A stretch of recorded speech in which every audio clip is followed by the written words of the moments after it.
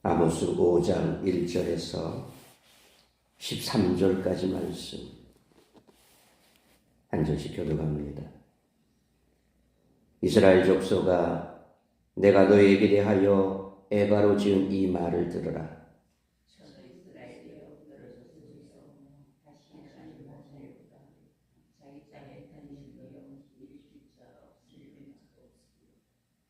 주 여호와께서 이와 같이 말씀하시되 이스라엘 중에서 1000명이 행군에 나가던 성읍에는 100명만 남고 100명이 행군에 나가던 성읍에는 10명만 남으리라 하셨느니라.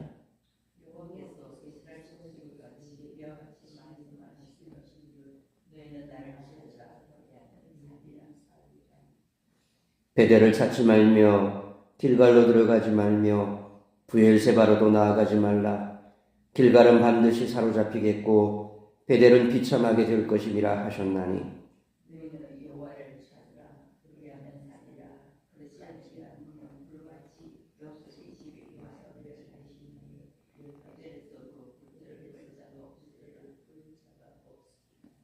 정의를 쓴쑥으로 바꾸며 공의를 땅에 던지는 자들아,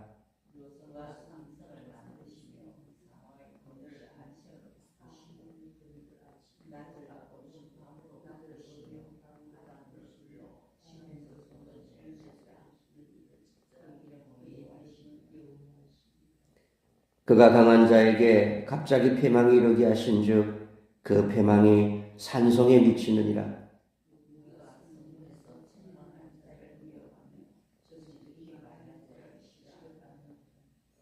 너희가 힘없는 자를 밟고 그에게서 미래 부당한 세를 거두었은즉 너희가 비록 다듬은 돌로 집을 건축하였으나 거기 거주하지 못할 것이요 아름다운 포도원을 가꾸었으나 그 포도주를 마시지 못하리라.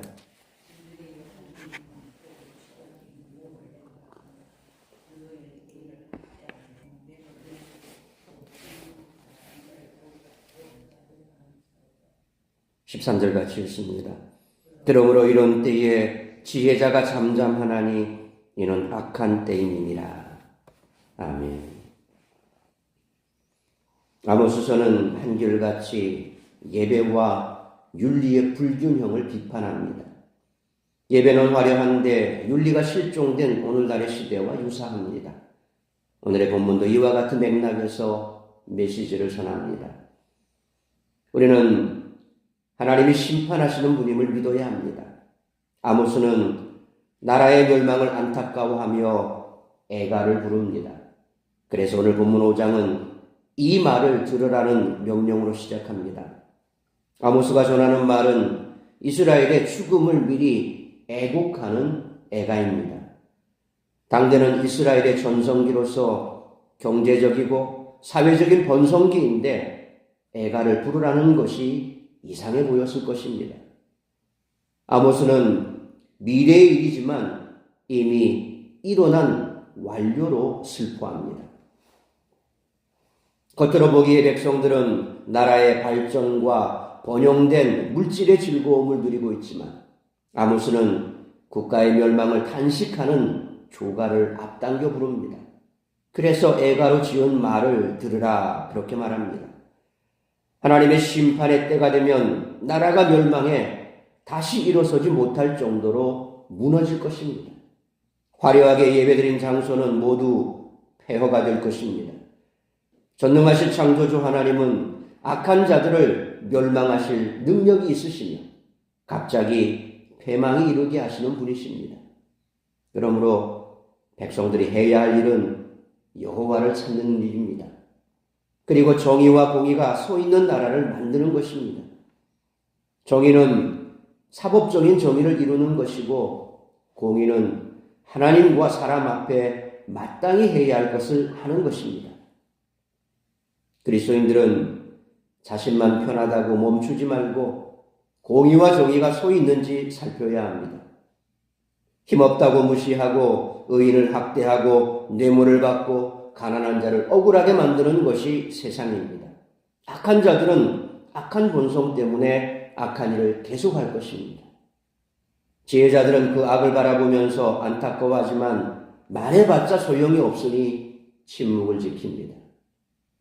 그러므로 모두 힘을 합하여 정의와 공의가 살아있는 나라를 만들기 위해 노력해야 합니다. 땀 흘려 일하는 사람들이 사람답게 사는 나라를 만들기 위해서는 정의와 공의를 세우기 위해 먼저 믿음의 사람들인 우리들이 기도하고 힘쓰고, 그래서 정의와 공의가 물같이 하수같이 흐르는 나라를 만들기 위해 힘쓰는 우리 모두가 되시기를 축원합니다.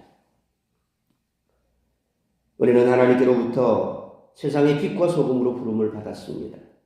우리는 어두움 속에서 죄악으로 죽어가는 영혼들을 긍휼히 여겨야 합니다. 그들이 회개하고 하나님의 진리의 빛으로 나와 구원을 얻을 수 있기를 구해야 합니다. 따라서 이와 같은 오늘 본문의 말씀을 통해 우리들이 깨달아야 할 것은, 첫째로 1절로 4절 말씀처럼 하나님을 찾고 하나님과의 본래 관계를 회복해야 한다는 것입니다. 1절 말씀처럼 선지자는 임박한 멸망에 처한 백성들이 회개하지 않자 슬픔에 빠졌습니다. 백성들은 2절로 3절 말씀처럼 선지자의 경고에 귀를 기울이지 않습니다. 회개하지 않은 이스라엘은 아수르의 침략으로 멸망당하고 재건되지 못할 것입니다. 이스라엘은 죄와 타락으로 심판받아 멸망하지만 그들을 심판하셔야 하는 하나님의 마음은 너무나도 슬픕니다. 하나님은 여전히 백성들에게 생명의 길을 제시하십니다. 4절 말씀처럼 하나님을 찾으라는 것입니다. 하나님을 찾는 것은 죄악된 길에서 돌이키고 하나님과의 본래 관계를 회복하는 것입니다. 이것이 파멸의 길에서 벗어나 구원을 얻는 길입니다. 인간은 하나님을 찾고 구할 때 진정한 형통을 경험합니다. 죄악의 길에서 돌아서지 않고 그것을 계속해서 고집한다면 필경 망하게 될 것입니다. 그러므로 죄악에서 돌이키고 온 마음으로 생사화복의 근원이신 하나님을 구함으로 하나님과의 관계를 회복하는 우리 모두가 되시기를 축원합니다. 두 번째로 5절로 7절 말씀처럼 거짓과 우상을 청산해야 한다는 것입니다. 5절 말씀처럼 선지자는 더 이상 백성들에게 베델을 구하지 말라고 경고합니다. 베델은 거짓된 우상 숭배가 행해지는 곳이고 이스라엘의 거짓된 믿음의 근원지입니다. 백성들이 계속해서 베델을 찾는다면 그들은 진리의 길로 돌아올 수 없습니다. 베델을 과감하게 끊어버릴 때에야 비로소 하나님께로 돌아올 수 있습니다. 길갈과 브엘세바 역시 북이스라엘 우상 숭배 장소입니다. 거짓과 우상을 청산할 때 하나님과 새롭게 교제할 수 있습니다. 7절 말씀처럼 선지자는 백성들에게 그들이 살 길은 오직 하나님을 찾는 것임을 강조합니다. 하나님을 떠난 그들은 지금 멸망의 길에 서 있습니다. 그들이 만약 계속해서 하나님을 찾지 않고 돌이키지 않는다면 하나님은 6절 말씀처럼 그들을 불같이 심판하실 것입니다. 북이스라엘에서의 정의와 공의는 이미 사라져버렸습니다. 율법의 정신을 구현하는 정의와 공의가 그들의 지도자들과 사회에서 경멸당하고 있습니다. 백성들이 언약의 백성으로 바르게 살았다면 이스라엘에는 하나님의 정의와 공의가 강물처럼 흘러넘쳤을 것입니다. 이스라엘이 심판받는 원인은 그들의 부패와 타락에 있습니다. 왜냐하면 열매로 나무를 알 수 있기 때문입니다. 그러므로 거짓과 우상을 청산하고 하나님의 말씀 안에 거하며 좋은 열매 맺어 하나님께 영광 돌리는 삶을 살아가는 우리 모두가 되시기를 축원합니다. 세 번째로 8절로 13절 말씀처럼 하나님은 인생의 생사화복을 주관하신다는 것입니다. 8절 말씀처럼 하나님은 묘성과 삼성을 만드시고 운행하십니다. 우주를 통치하시며 사망의 그들을 아침으로 바꾸시고 밝은 낮을 어두운 밤으로 바꾸시기도 합니다. 하나님은 인생의 생사화복을 주관하시는 전능하신 창조주십니다. 9절 말씀처럼 하나님이 치시면 아무리 강한 자라도 멸망합니다. 선지자는 백성들의 죄악을 책망합니다. 이스라엘 사회는 너무나 부패하고 타락하여 10절 말씀처럼 진리를 말하는 자를 증오합니다. 그리고 11절로 12절 말씀처럼 힘없고 가난한 자를 착취하고 약탈합니다. 그들은 탐욕과 욕망의 노예가 되었습니다. 하나님은 탐심의 노예가 된 이스라엘을 심판하십니다. 그들의 죄악대로 갚으십니다. 그런데 13절 말씀처럼 악한 때에 지혜자들은 침묵을 지킵니다. 모두가 진리를 부정하고 외면하기 때문에 지혜자라도 침묵을 지킬 수밖에 없다는 것입니다. 그럼에도 불구하고 우리는 하나님의 진리를 외쳐야 합니다. 이런 이유로 하나님이 우리를 세상과 세상의 빛과 소금으로 부르셨기 때문입니다.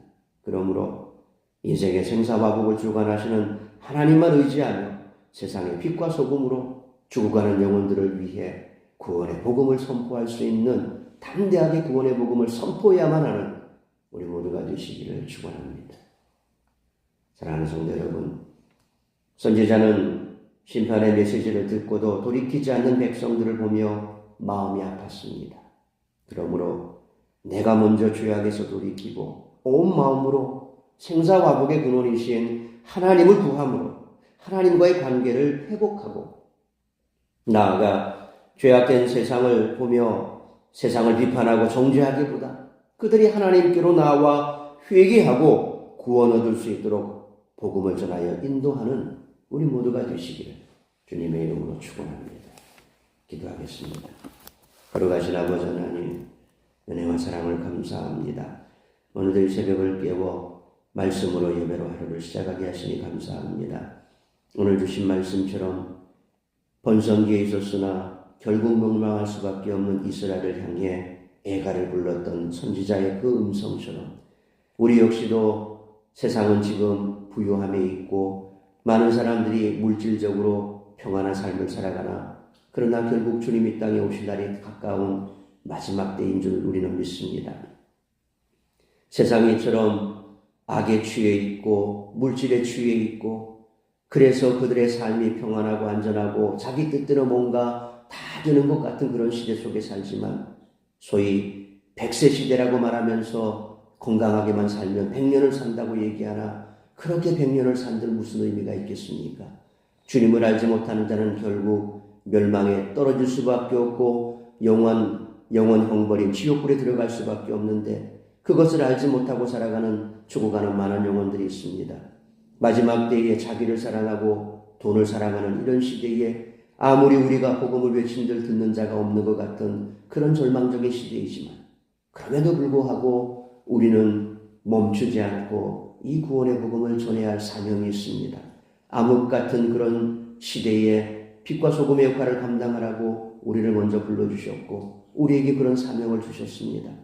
그러므로 주님 앞에서는 그날까지 누가 시킨 것이 아니라 또 누가 원하지 않는다 할지라도 내게 주어진 이 사명과 내가 전하지 않고서는 부득불 화가 있을 것이라고 고백했던 바울의 그 심정으로 예수님께서 한 생명을 천하보다 귀히 여기시며 십자가에서 마지막 물 한 방울 피 한 방울까지 쏟으신 것처럼 우리는 주님의 마음으로 또 선지자의 마음으로 믿음의 선진들의 마음으로 이 땅 가운데 이 영생의 복음 구원의 복음을 증거하는 우리 모든 성도들이 되게 하여 주옵소서. 오늘도 때를 얻든 못 얻든 우리에게 있어 주어진 이 귀한 사명 잘 감당함으로 주님이 기뻐하시는 삶을 살아가며 우리를 통하여 영생 얻는 자가 있어 하늘의 소망이 있고 하늘의 잔치가 벌어지며 놀라운 축복된 삶을 살아가는 우리 모든 성도들의 삶이 되게 하시고 오늘 이 한날도 나를 통하여 이루고자 하는 그 하나님의 뜻을 이루기에 부족함이 없는 우리 모든 성도들이 될 수 있도록 크시는 종 베풀어 주옵소서. 특별히 환절기에 감기가 기승을 부리고 있고 독감이 기승을 부리고 있습니다.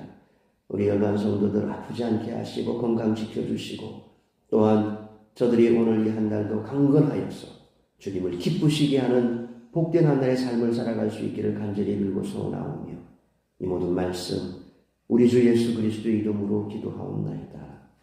아멘.